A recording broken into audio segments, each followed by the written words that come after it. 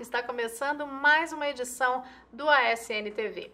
A Igreja Adventista tem uma campanha, um projeto chamado Quebrando o Silêncio, que está aí no mundo todinho, girando todo mundo. Aqui na América do Sul, para este ano, Quebrando o Silêncio, que é uma campanha contra a violência doméstica, este ano a campanha está explorando o tema da exploração sexual, né? Especialmente voltada para o turismo sexual também. Para conversar um pouquinho a respeito deste tema, a gente está aqui hoje com a Williane Marrone. A Williane é a diretora do Ministério da Mulher e a diretora também do projeto Quebrando o Silêncio para a América do Sul. Estamos também com a Rosalva Bento da Silva, que é psicóloga e vai ajudar a gente a conversar um pouquinho a respeito deste tema. Aliás, este tema que tem dados alarmantes. Para você ter uma ideia, a Secretaria de Direitos Humanos da Presidência da República divulgou recentemente alguns números. Olha só, no ano passado, quando nós tivemos aqui no Brasil a Copa das Confederações, houve 9.730 ligações para o Disque 100,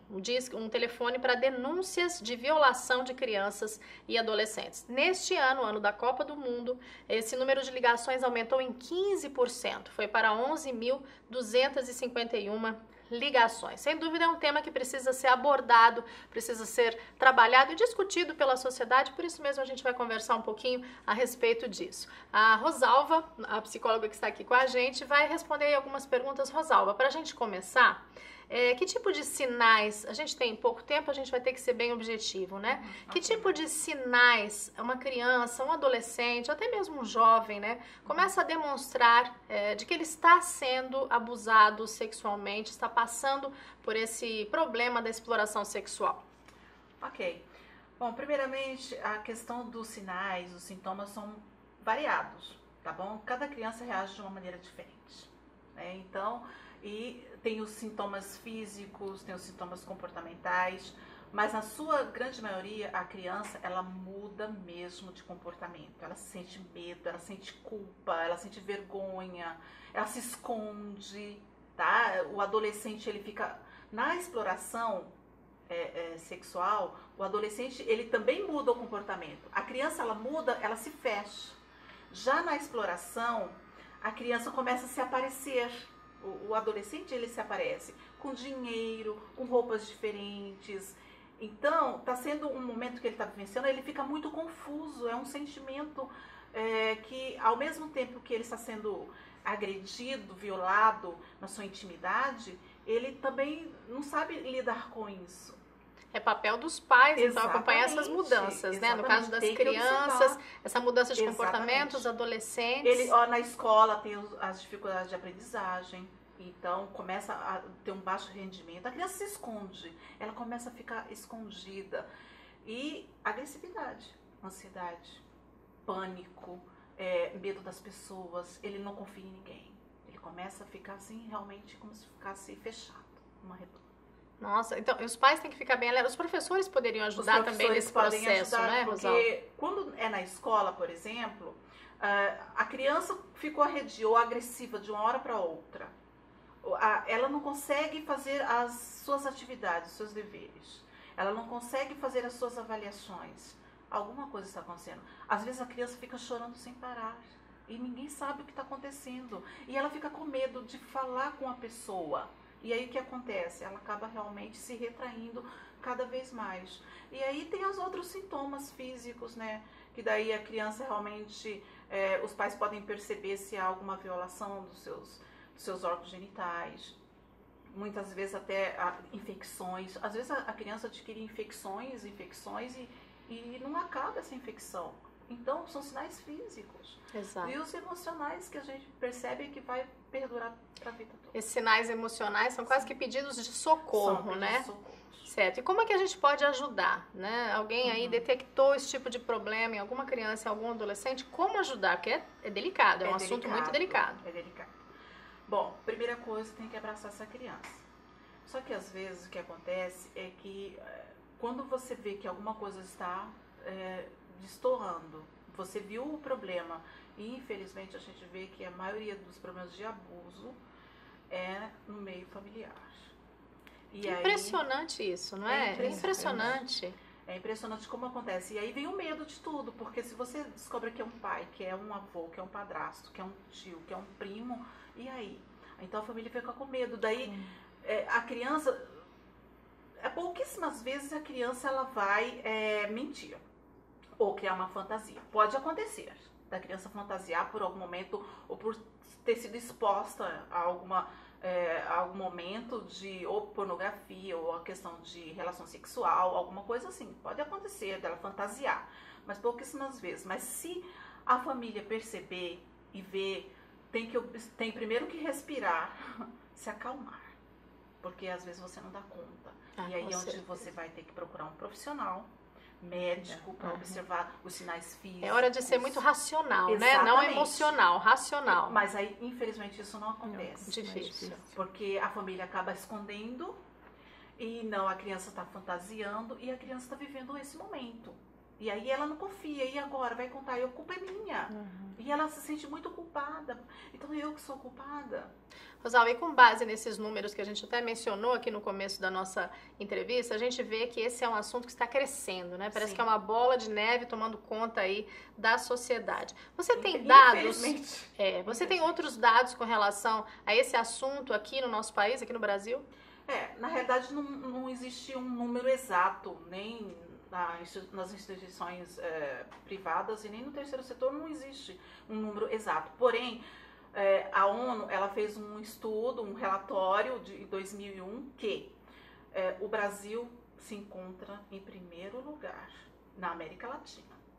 Agora, no mundo, ela está em segundo. O Brasil está em segundo. Segundo lugar no mundo com relação a problemas... A exploração sexual em todas as suas formas, né? Sim, em todas as suas formas. Em todas as suas formas. É bastante alarmante. Eliane, com base nesses dados que a Rosalva colocou aqui pra gente, especialmente esse último dado aí, bastante assustador, né? Foi por esse motivo, esse é um dos motivos pelos quais a campanha, o projeto Quebrando o Silêncio deste ano está abordando justamente essa temática? Sim, é justamente isso, pensando, o Brasil, primeiro lugar na América Latina, e recebendo esse ano um número gigantesco. Na verdade, nós recebemos o mundo todo dentro do nosso país, né? Por causa dos jogos da Copa, aí nós pensamos que esse seria um momento ideal para trazermos este assunto. A sociedade está aberta para o tema, né? Para debater o tema. Para debater o tema. Porque é uma problemática que nós vivemos, mas que o mundo todo vive também, né? E que tipo de materiais, que tipo de iniciativas, então, foram preparados e vão ser realizadas, né? Que tipo de programações para debater esse tema? Bem, materiais eu tenho aqui comigo. Foram preparados materiais, como a revista Quebrando o Silêncio. A gente pode mostrar aqui para essa câmera? Eu tenho a revista Quebrando o Silêncio. Essa é uma revista para pais, educadores e para o público adulto, né? E esta é uma revista que ela foi feita especialmente, justamente pensando nos amigos que viriam nos visitar.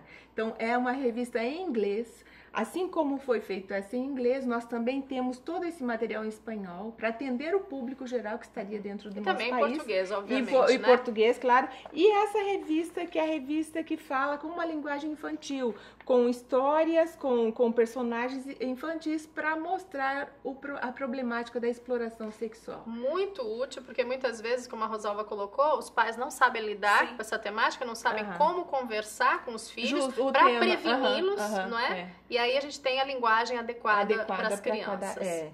E você me perguntou também as ações, né? Isso. Agora, o mês de agosto é um mês que nós estamos dando uma força maior. Se bem que em maio nós entramos aqui como Brasil com a campanha que foi a data que é de prevenção contra a violência e o abuso sexual da criança e do adolescente. Mas agora em agosto nós estamos com ações em todo o Brasil e também em alguns países da América do Sul para prevenir e educar as crianças e também orientar os pais. Então temos ações direcionadas nas escolas. Eu acho assim muito bonito o que está acontecendo em relação às escolas, porque já é um processo que a gente vem trabalhando com equipes. Hoje já as ações foram tomadas, por exemplo, a minha igreja, o meu distrito pastoral.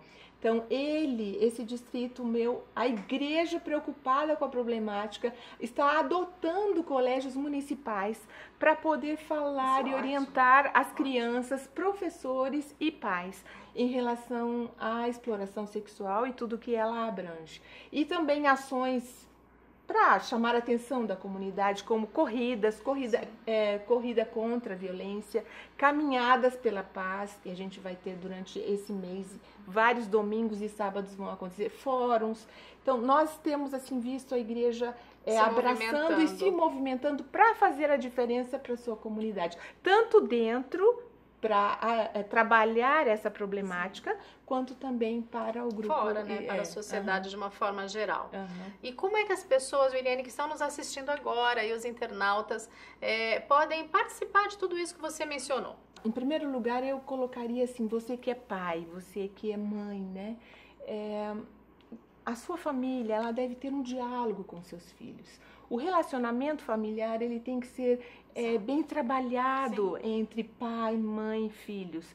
O filho que ele percebe, ele vive esse relacionamento saudável, ele vai crescer saudável. Então, essa parte é muito importante. Um ambiente familiar saudável, né, Rosalva? O ambiente familiar faz a diferença nesse desenvolvimento e nesse crescimento da criança e do adolescente, do adulto no futuro. Eu, como um cidadão, não estou envolvido como na escola, mas eu percebo um adulto aliciando uma criança. Qual seria o meu papel? A omissão? Eu acredito que nós devemos tomar uma posição. Tomar algum tipo de iniciativa, justamente, né? E a iniciativa que nós temos hoje é o Disque 100. Então, é a denúncia. E, além de estarei protegendo aquela criança, mas também a denúncia pode chegar a que aquela pessoa que está sendo o agressor, né? Ele encontre também ajuda que ele está que precisando ele necessita. E também evitar que outras sejam vítimas. Possam ser aliciadas e vítimas. Então, a denúncia, ela também faz parte do meu papel, para mim, como um cidadão. Ok, tá ótimo. Muito obrigada a vocês, Rosalva, Williane, informações importantes aí, um assunto que está gritando para todos nós. A sociedade está realmente pedindo socorro com relação a essa temática da exploração sexual. E olha, se você quiser mais informações sobre o Quebrando o Silêncio, sobre todos esses projetos que a Williane mencionou, onde vai acontecer, como você pode participar, assistir palestras, enfim, todos esses materiais, você pode encontrar no site adventistas.org, que é o site oficial da Igreja Adventista para a América do Sul.